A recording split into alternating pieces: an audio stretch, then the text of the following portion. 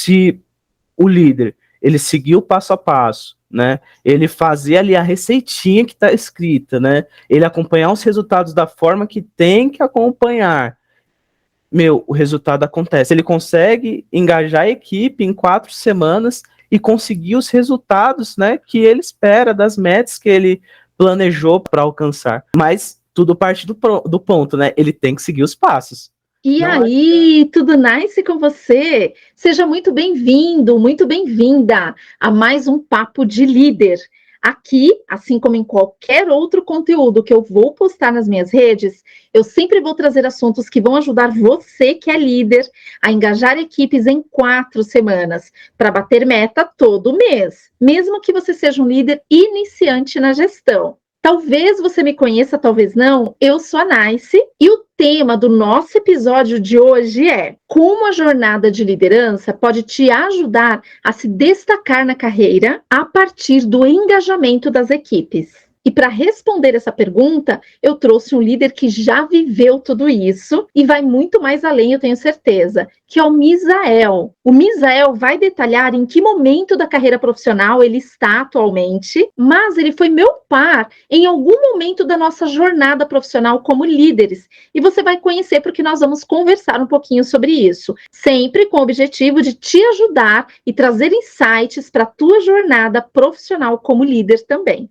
Com certeza, para ele ter chegado aonde ele chegou, a jornada de liderança de muito sucesso que ele trilhou fez toda a diferença para ele. Então vem comigo e vamos escutar o Misael e esse papo de líder que eu tenho certeza que vai te ajudar demais. Se liga aí. E aí, Misa, muito bom você ter aceito esse convite. Estou muito feliz de ter você aqui no Papo de Líder de hoje e vamos ajudar o máximo de líderes que a gente puder. Como é que você tá? Tá tudo bem? Oi, Nice, tudo bem com você? Bom, o prazer é todo meu, né, de estar aqui nesse momento, uma honra fazer esse bate-papo com você. E para a gente já começar esse papo de líder, conta um pouquinho de maneira resumida, Misa, para quem ainda não te conhece, quem é o Misael, né? Conta um pouquinho da sua jornada na liderança de equipe para inspirar outras pessoas aí que também podem chegar lá, né?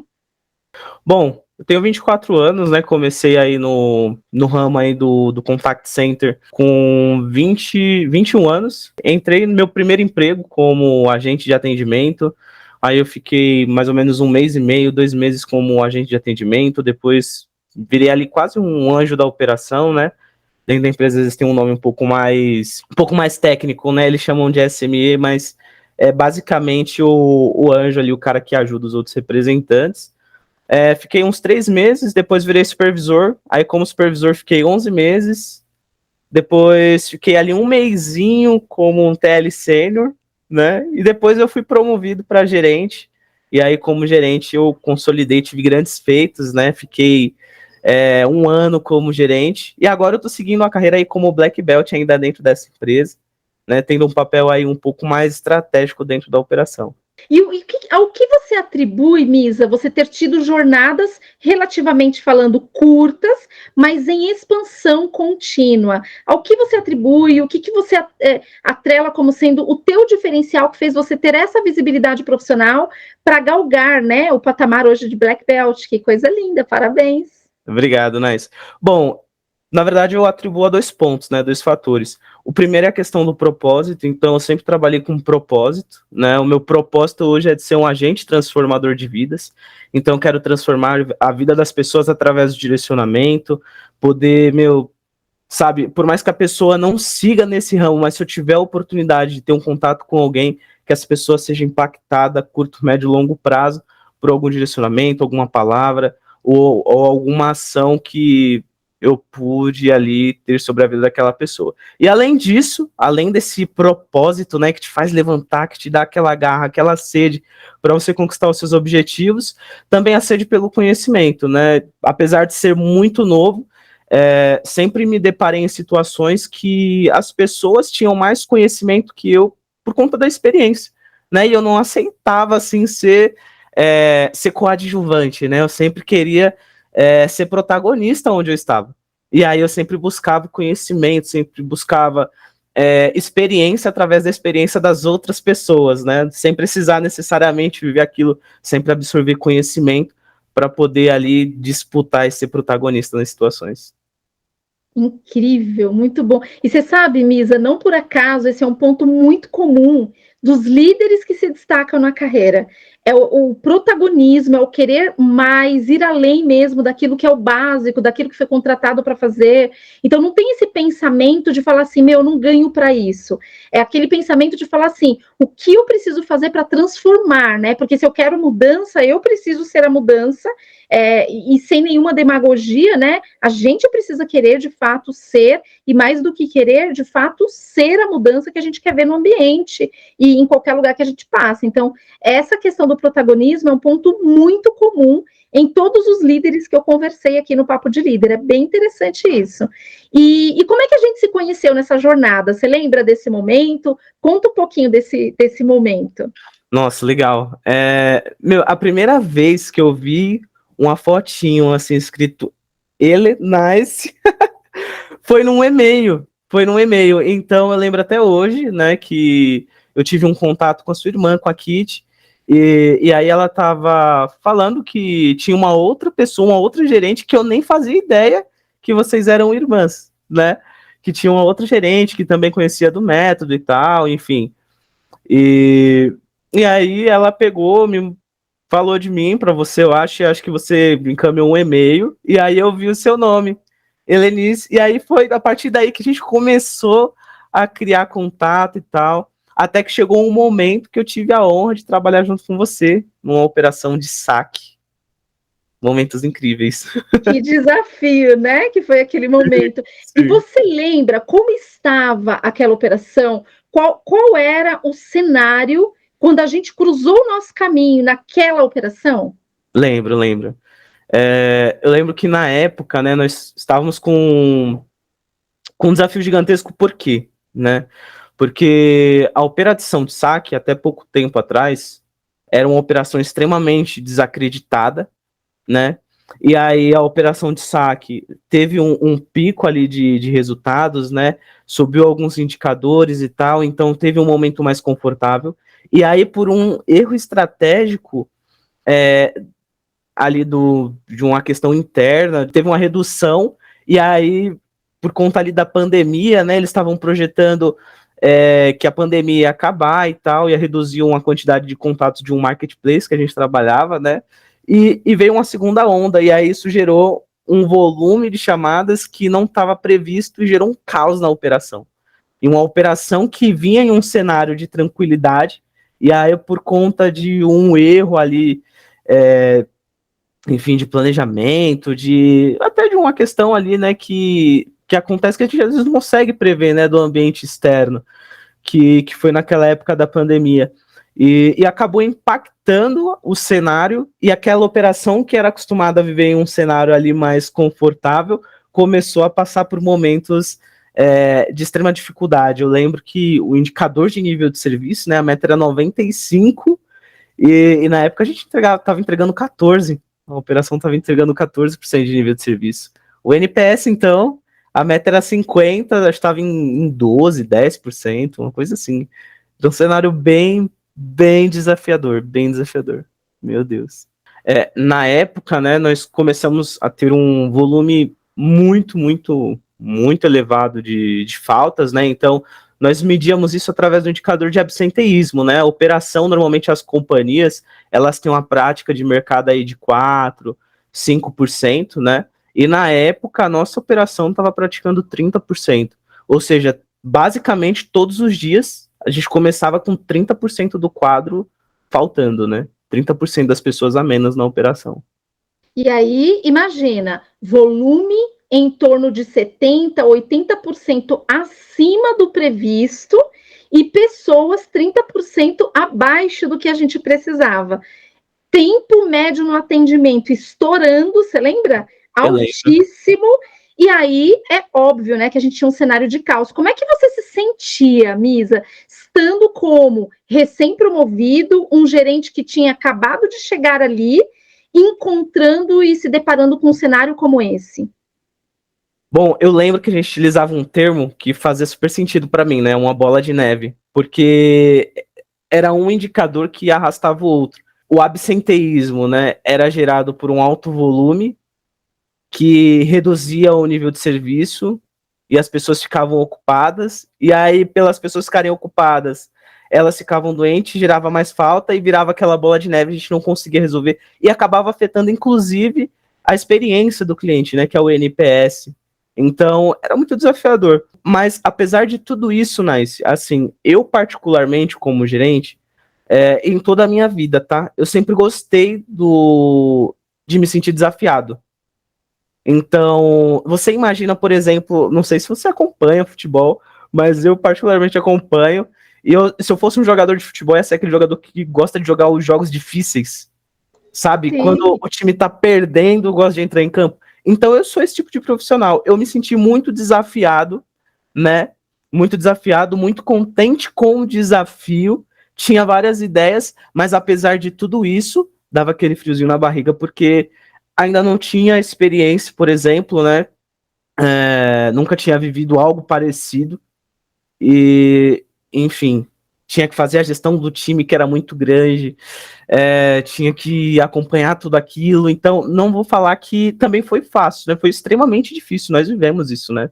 Foi extremamente difícil. Mas eu me sentia ansioso e tal, mas eu gostava de jogar aquele jogo. Né, eu lembro que nas conversas que nós tínhamos, você falava assim, meu, nós estamos fazendo o trabalho, vai dar certo.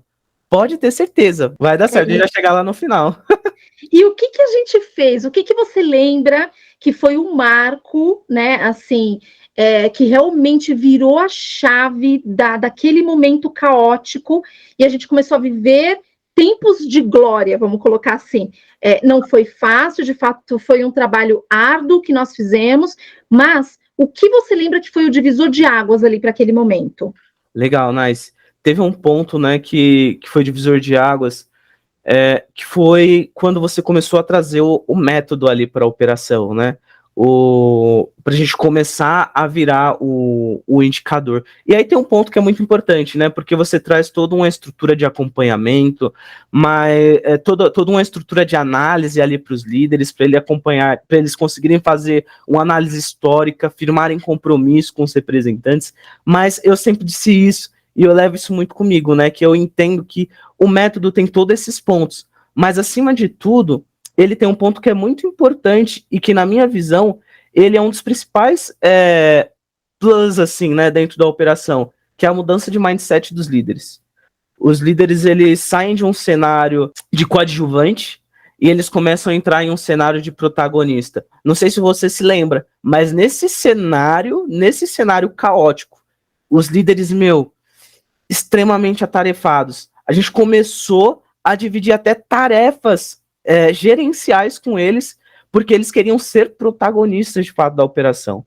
Eles queriam, participar daquilo, eles queriam jogar o jogo, né? O jogo difícil. E isso muito se deu por esse ponto, né? Quando trouxe o método, a gente começou a dar confiança para o líder.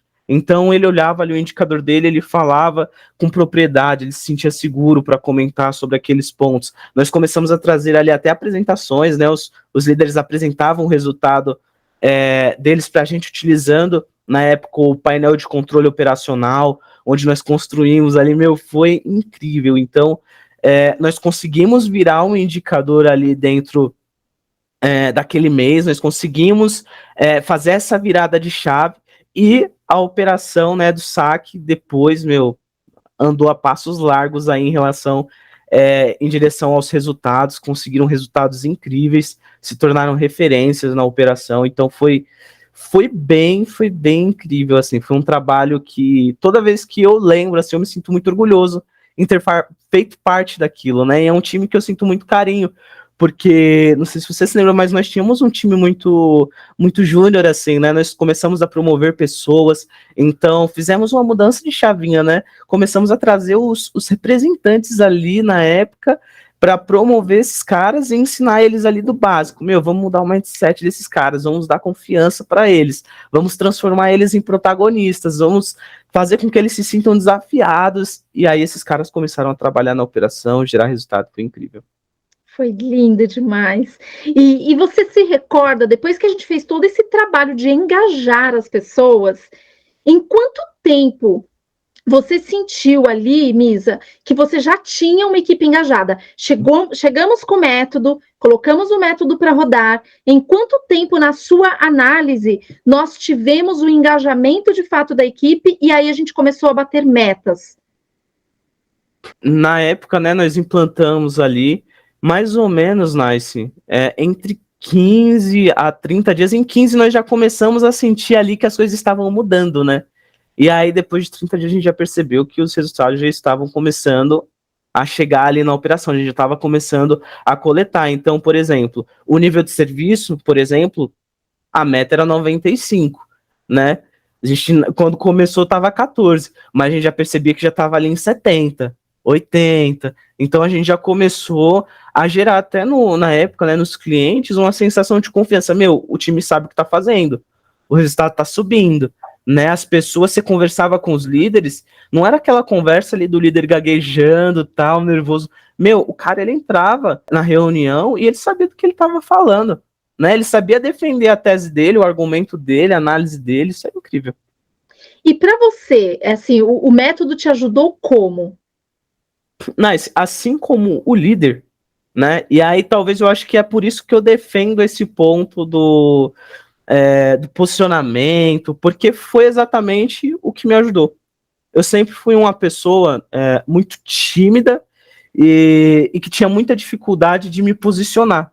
Então, por exemplo, eu tinha ali um sentimento, não concordava, vamos supor, a Nice trouxe um ponto aqui e eu não concordava com a Nice, né? Por mais que eu não concordava, eu não tinha ali aquela coragem, aquele sentimento de chegar e impor a minha posição, né? E o método, ele me ajudou também nesse sentido. Ele me ajudou a trazer essa autoconfiança, né? Esse sentimento de protagonista, de chegar, meu, é isso aqui. Não, mas porque é isso, por X, Y e Z. Enfim, mostra ali com base em dados o que está acontecendo, explico e coloco os meus pontos, né? Então, essa atuação mais arrojada, né, esse posicionamento mais firme, isso eu consegui através do método, isso me ajudou muito. Uau! E assim, como é que você se sentiu depois que conseguiu reverter esse cenário? E não só você, como é que você e a equipe que você gerenciava na ocasião se sentiu depois dessa mudança de mentalidade, de resultado acontecendo, de pessoas engajadas? Conta um pouquinho desse momento. Cara, é até difícil descrever assim, né? Antes do método, eu lembro que tinha uma reunião que era uma prestação de contas. E aí, nessa apresentação, batiam os resultados de todas as operações, né? E aí, nessa prestação de contas que nós tínhamos nessa reunião, então todas as operações, cada gerente ali responsável pelas operações entrava e prestava conta ali da sua lojinha, né? Da sua casinha, falava do indicador, dos principais desafios, o que estava acontecendo e tal. E aí, quando chegou na vez do saque, né? Na vez da operação que nós fazíamos gestão aí antes do método, a pessoa que nós prestávamos, né? Nós prestávamos conta, ela pegou e falou assim: meu, nem apresenta o saque pode pular, porque o saque não entrega. Cara, isso foi marcante, né? Isso foi marcante. E aí nós saímos com aquela mentalidade, né, de protagonista.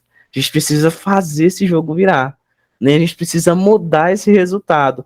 E aí nós começamos a implantar as ações, implantar ali o método, e depois ali de 4 semanas, né, nós começamos ali a colher os frutos daquilo, os resultados, e aí, meu, eu lembro que as reuniões que nós começávamos a entrar para prestar contas, as pessoas aí começavam a saber, meu, o que está acontecendo lá, né? O que está sendo feito? Cara, como é que vocês atuam? Eu lembro de uma reunião que aí, meu, chamaram eu, né, e um outro par, né, ali em uma reunião com todos os outros gerentes, meu, para perguntar, né, o que estava sendo feito no saque, cara? Por que vocês entregam tanto resultado? Como é que isso é feito? Né, a gente começou ali a repassar como é que estava acontecendo a gestão. Então, isso foi muito gratificante, né? Assim, meu, quando você lembra disso, dá aquele sentimento de orgulho, ver que deu certo, né? E hoje, assim, eu me sinto muito orgulhoso, o time se sente muito orgulhoso, porque a operação de fato se tornou referência, né? Ô, Misa, e você lembra de um case que você vai carregar, assim, para a tua jornada, né, por onde você for? Porque sempre tem, né? Conta um que dentro desse período que você viveu e que viu essa transformação prática acontecendo, um case que você carrega, você lembra de algum? Lembro sim, Nice. Teve um, né, que nós fizemos. O que aconteceu? Os representantes ali da operação, né, que tinham maior dificuldade, estavam desengajados e tal, eles estavam muito pulverizados na operação. Então, por exemplo, eu não conseguia fazer ali um trabalho muito de acompanhamento ali muito extensivo com aquele grupo que estava com essa dificuldade, né? E aí nós montamos ali na época o nome da equipe, nós colocamos o nome de Projeto Alfa, né? Nós trouxemos essas pessoas, estava precisando desse acompanhamento, e aí nós colocamos com alguns TLs ali, alguns líderes que nós entendíamos que conseguiria prestar esse suporte, né? E aí nós colocamos essas pessoas ali dentro dessas equipes e começamos a fazer também acompanhamento ali com os líderes, dar aquela consultoria, ver como é que estava sendo acompanhado ali, né? Como é que estava sendo aplicado o método. E aí, aquelas pessoas que eram ofensoras da operação, eles começaram a ter resultados depois de 4 semanas ali até superior ao resultado da operação. Não sei se você se lembra, mas você até chegou a viver isso comigo, né? As pessoas começaram a ter resultados superiores ao restante da operação, ou seja, aquelas pessoas que tinham ali um resultado, né? Entregava cerca de 70, 60% da nossa meta, começaram a entregar 100% da meta, e às vezes até passar a meta, né? Aquelas pessoas passaram a ser promotoras dentro da operação, pessoas que nos ajudavam a levantar o resultado. Foi um trabalho incrível, assim, até o cliente, né, elogiou bastante esse projeto.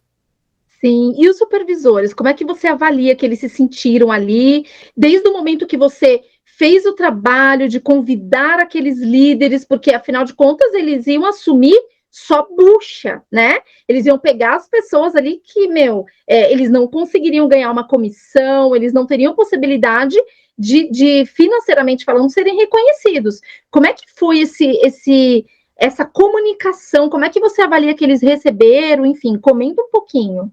Eles ficaram muito felizes, né? Quando eles receberam, porque a gente não vai colocar o desafio na mão de quem a gente não confia. A gente coloca um desafio grande assim, sabe, nas pessoas que a gente entende que vai conseguir virar aquele jogo, né? Então, aqueles líderes ali na época que nós colocamos, assim, todos os líderes da nossa operação, inclusive outros entraram nesse projeto, né? Enfim, todos os líderes da nossa operação, eles tinham essa skill, mas esses líderes específicos que nós colocamos, eles já tinham ali um acompanhamento mais afinco em relação ao método, né? E eles se sentiram muito, muito felizes, assim, ter sido escolhidos, porque assim como nós, eles não trabalhavam só pela questão financeira. Aqueles líderes trabalhavam por propósito. Eles trabalhavam ali por princípios, sabe? Era o princípio da atividade, de você conseguir transformar uma vida, de você conseguir mudar uma jornada, uma história, uma pessoa, que talvez, sabe, se ela sair ali, tipo, sabe, o impacto no meio de uma pandemia, uma pessoa ficar desempregada, o impacto financeiro que vai ter na vida daquela pessoa, às vezes a pessoa depende daquilo para trazer o alimento dentro de casa, né? E aqueles líderes ali, eles se sentiram extremamente felizes em participar do projeto. Foi desafiador, não foi fácil, né? Eu lembro de reuniões que eles me chamavam, de momento que eles me chamavam para tirar algumas dúvidas, ver como que poderia ser feito algumas coisas, enfim, mas foi um momento assim que eles conseguiram virar o jogo, sabe? E hoje eu já enxergo esses líderes assim super preparados, sabe? São líderes que, de fato conseguiram depois desse desafio dar um passo à frente, né? Eles conseguiram um grau, assim, um nível de maturidade mais elevado, conseguiram fazer um acompanhamento mais afinco. Então, hoje esses líderes, qualquer equipe que eles pegarem assim, de representantes, né, eles conseguem tocar tranquilamente, porque eles já tiveram aquele momento super desafiador e conseguiram virar. Sem dúvida. Comenta assim, ó, na sua avaliação, e você é um cara bastante crítico, qual é a importância para uma liderança de ter uma metodologia de trabalho? Né? Porque a grande maioria dos líderes ainda atuam no modelo vamos lá, galera. naquela forma superficial de gestão, focando meta, e acaba deixando ali o ser humano de lado, as pessoas de lado, não entendendo que o engajamento é o ponto de partida para qualquer resultado que ele queira alcançar. Qual é a importância de ter uma metodologia de trabalho na sua avaliação? Legal, esse é um ponto super importante, né? Eu particularmente, né, eu sou meio suspeito em falar sobre metodologia de trabalho. Eu já falei no começo, atualmente sou Black Belt, né, na operação, então eu falo muito sobre padronização, né? Quando você tem várias pessoas, cada uma atuando de uma forma diferente, você vai ter resultados muito diferentes, né? Você não vai ter uma operação linear. Então, quando você traz um método de trabalho, o primeiro, você consegue trazer o conhecimento para aquele líder que às vezes não sabe como fazer, e você começa a ter um resultado muito mais linear dentro da sua operação. Você começa a ter um resultado padronizado, você reduz aqueles extremos. Então, você reduz, por exemplo, vai pensando em uma meta de 0 a 100, aquele cara que fica com 10% e o cara que está com 100, coloca todo mundo em um resultado padronizado. Esse é um ponto super importante de você ter um método de trabalho. É você conseguir mover as coisas com muita facilidade. Então, por exemplo, hoje eu tenho uma operação, né, e eu tenho um método padronizado de trabalho, de atuação. Se eu vejo que está tendo algum descolamento, por exemplo, eu sei como todo mundo está atuando. Eu sei aonde eu preciso mexer. Sabe, em qual pontinho ali, vamos supor, eu sei que todos os supervisores, eles aplicam X feedbacks com os representantes, qual o formato do feedback, o resultado está caindo, eu vejo isso caindo tudo de uma forma linear, eu consigo ter uma visão mais assertiva da operação. E aí o que acontece? Qual é o principal ganho, né, além disso? É o poder ali de reação do gestor sobre a operação. Ele consegue ter muito mais controle, porque o que ele mexe não vai mais mexer em 1, 2, vai mexer no todo, porque todo mundo está trabalhando da mesma forma. Perfeito. E quando, Misa, o resultado não vem, mesmo o líder atuando com a metodologia, seguindo passo a passo, as pessoas ali engajadas, mas o resultado não vem, de que forma, na sua avaliação, a metodologia consegue ajudar? Com análise de causa raiz, né, Ness? Porque se o resultado não está vindo, e aí eu vou dar o exemplo também da nossa operação que nós atuamos. Então, tinha ali toda a questão, né? Tinha ali toda a questão de redução do tempo de atendimento, tinha a redução do ABS, são as faltas que nós conseguimos reduzir, enfim. Mas às vezes também tem uma questão de quantidade de pessoas na operação. Então, às vezes, o meu quadro também não está o adequado, né? Então, o método ele também te ajuda para você conseguir enxergar esses gargalos do ambiente externo, né? Fatores externos dentro da operação que está impactando aí o seu resultado dentro da operação, né? Mas são fatores externos que não necessariamente você está controlando ali na gestão. Então, o método ele também te traz essa visão para você conseguir acompanhar esses acontecimentos, né? Com análise de causa raiz. Perfeito, e tem um ponto super relevante. Quando o líder consegue fazer essa análise de causa raiz que você comentou e que eu super concordo, ele se sente confiante para mostrar isso. Por quê? Porque ele não está mostrando que ele está colocando um baldinho numa goteira. Ele está mostrando que ele estancou o furo no teto e que mesmo ele estancando o furo no teto, ele foi na causa raiz do problema. O problema ainda existe, porque não depende da equipe dele, não depende dele, né? Tudo aquilo que estava de fato ao alcance dele, ele fez. Então, o método realmente, seja ele qual for, o meu em especial, porque ele foi desenvolvido para o líder de equipe, então eu peguei o que de melhor existe dentro das metodologias, que normalmente são bastante complexas, e você que é nível aí Six Sigma sabe disso, muito do que você aplica não cabe dentro de uma gestão de equipe pelo nível de complexidade, mas cabe bem para uma área, para algum outro modelo de negócio. Então, o que eu fiz? Eu fui extraindo o mais simples de cada metodologia e criei os 7 passos que você conhece bem, que a gente implementou em algumas equipes, né? Então, você acha que, colocando em prática o meu método, seguindo o passo a passo que eu ensino, é possível engajar equipes em 4 semanas e, a partir daí, entregar resultados mês após mês, mesmo que ele seja um líder iniciante na gestão? Com certeza, Nais. Eu tenho certeza, né? Porque nós vivemos isso, né? Não tem como falar que não. Nós vimos isso acontecer. Nós acompanhamos isso no dia a dia. Então, se o líder ele seguir o passo a passo, né? Ele fazer ali a receitinha que está escrita, né? Ele acompanhar os resultados da forma que tem que acompanhar. Meu, o resultado acontece. Ele consegue engajar a equipe em 4 semanas e conseguir os resultados, né, que ele espera, das metas que ele planejou para alcançar. Mas tudo parte do ponto, né? Ele tem que seguir os passos. Tem uma frase que uma vez eu escutei que fez super sentido para mim, sabe? Não adianta você ter a melhor mala se você perdeu o voo. Então, não adianta você ter o melhor método se você não usar e seguir todos os passos.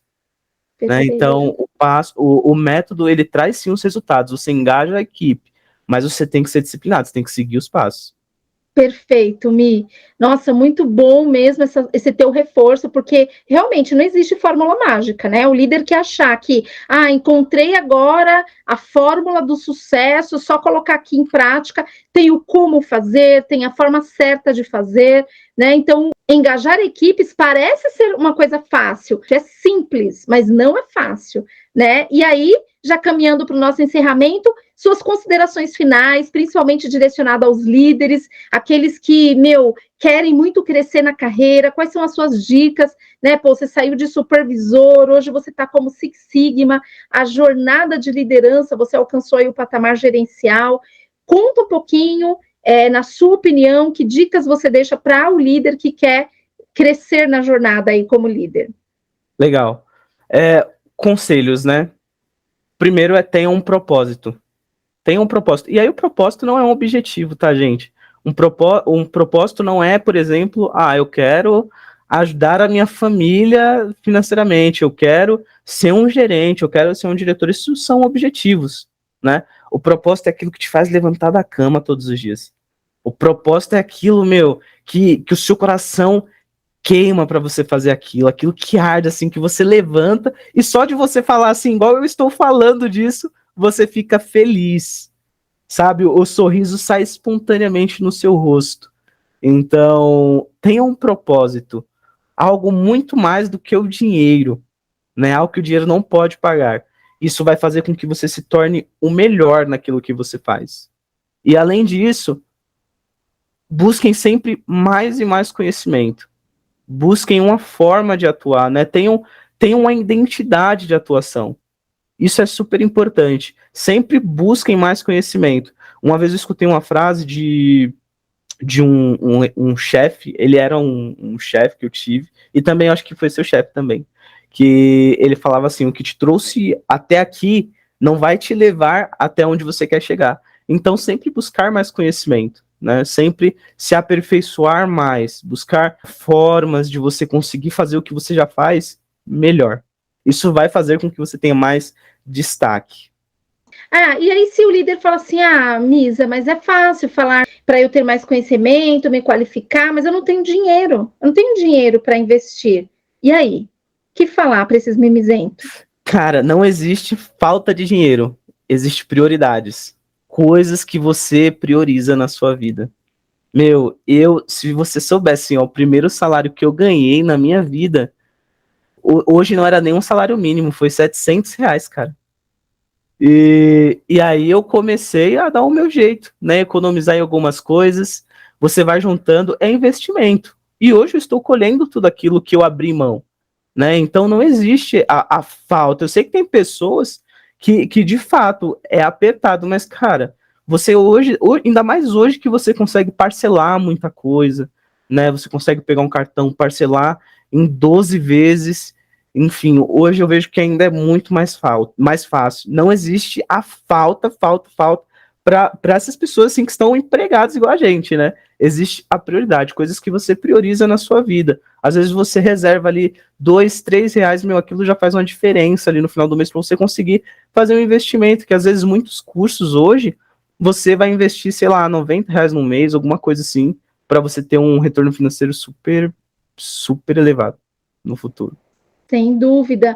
E para quem está prestando um processo seletivo, Misa, seja aquele profissional que está aspirando se tornar líder e vai para o processo e talvez seja a primeira promoção, ou aquele que já é experiente, mas está fazendo o processo seletivo para continuar a jornada de crescimento na liderança de equipe, dentro ou fora da empresa? O que você daria de dica durante o processo seletivo? Porque você passou por isso, né? Você passou por um processo seletivo e eu estava muito presente na época quando você passou por esse processo. Que dica você dá que foi a dica de sucesso para você? Sempre ter mapeado como você fez, né? Eu acho que hoje, qual é o grande ponto? É que hoje a gente às vezes fala das coisas, mas a gente não explica o como, né? E às vezes a gente gera no entrevistador, na pessoa que está entrevistando, um sentimento de que talvez ele não sabe o que de fato aconteceu, sabe? Às vezes é um resultado que veio na sorte, e você tem que mostrar que você sabe. E aí, até por isso, Nice, o método é super positivo, porque você tem noção do que você está fazendo, né? Você tem noção ali do que você executou. E aí, quando você chega em uma entrevista, você só conta a história do que você viveu. Ninguém conhece isso melhor do que você. Perfeito. Que lindo. E como é que você fez, né? Na época, que pergunta você lembra que te fizeram para exemplificar esse ponto tão importante que você trouxe aqui? E o que você respondeu? Para deixar como dica prática aí para quem nos ouve. Legal. Ó, quando na minha entrevista de gerente, eu justamente estava implantando o método em uma outra operação. Na época, eu era TL Sênior. E aí eu estava implantando junto com a Kitty. Basicamente, ele me trouxe ali meio que um case, assim, né? Falando, tem uma operação XYZ com essas dificuldades, o que você traria? E aí eu trouxe, basicamente, o que eu já fiz, né? Eu falei, um sistema de acompanhamento, reforçar ali a gestão dos teles. Eu trouxe, basicamente, no detalhe o que foi feito e os ganhos que isso trouxe, né? Sempre de forma quantitativa.